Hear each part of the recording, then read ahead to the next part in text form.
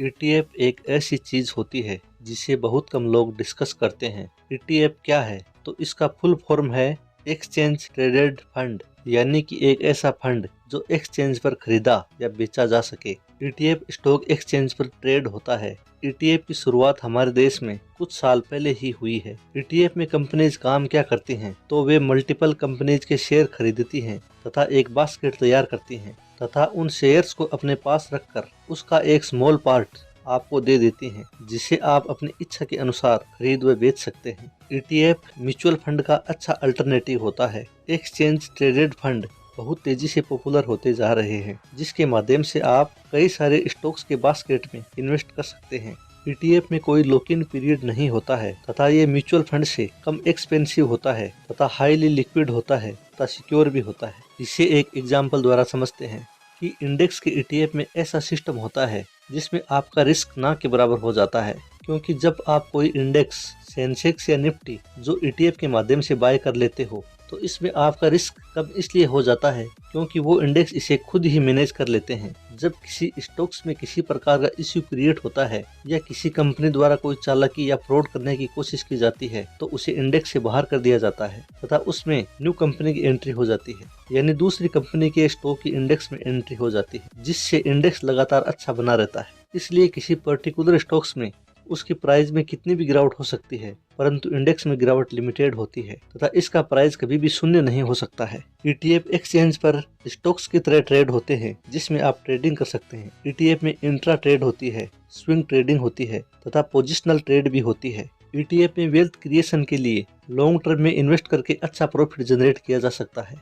ज्यादातर ईटीएफ जो index fund के जैसे होते हैं, यानी वो जनरली इंडेक्स फंड को आउट परफॉर्म नहीं करते हैं, लगभग समान रिटर्न देते हैं। ईटीएफ को कम जोखिम वाला निवेश माना जाता है क्योंकि इसमें निवेश किया हुआ पैसा मल्टीपल कंपनीज में इन्वेस्ट होता है तथा इसकी प्राइस बहुत ज्यादा नहीं होती है। ईटीएफ कई प्रकार के होते हैं, जैसे stock ETF, bond ETF, commodity ETF, gold ETF, real estate ETF तथा एक ईटीएफ जिस टाइप का होता है उसमें उसी तरह की चीजों में इन्वेस्ट रहता है। जैसे स्टॉक ईटीएफ में ईटीएफ के फंड स्टॉक्स में इन्वेस्टेड रहते हैं तथा गोल्ड ईटीएफ में ईटीएफ के फंड गोल्ड में इन्वेस्टेड रहते हैं। ईटीएफ स्टॉक एक्सचेंज से ही खरीदे और बेचे जा सकते हैं, यानी जिस प्रकार हम स्टॉक एक्सचेंज से शेयर खरीदते हैं उसी प्रकार से ईटीएफ को खरीदा जाता है। परंतु कोई कंपनी यदि पहली बार ईटीएफ लॉन्च करती है और यदि आप उसे सब्सक्राइब करते हैं तो आप कंपनी से सीधा खरीद सकते हैं, परंतु एक्सचेंज पर लिस्टेड होने के बाद आप ईटीएफ को सिर्फ स्टॉक एक्सचेंज से ही खरीद सकते हैं। यदि आप ईटीएफ खरीदना या बेचना चाहते हो तो आप खरीद रहे हो तो कोई सेलर होना चाहिए तथा बेच रहे हो तो कोई बायर होना चाहिए।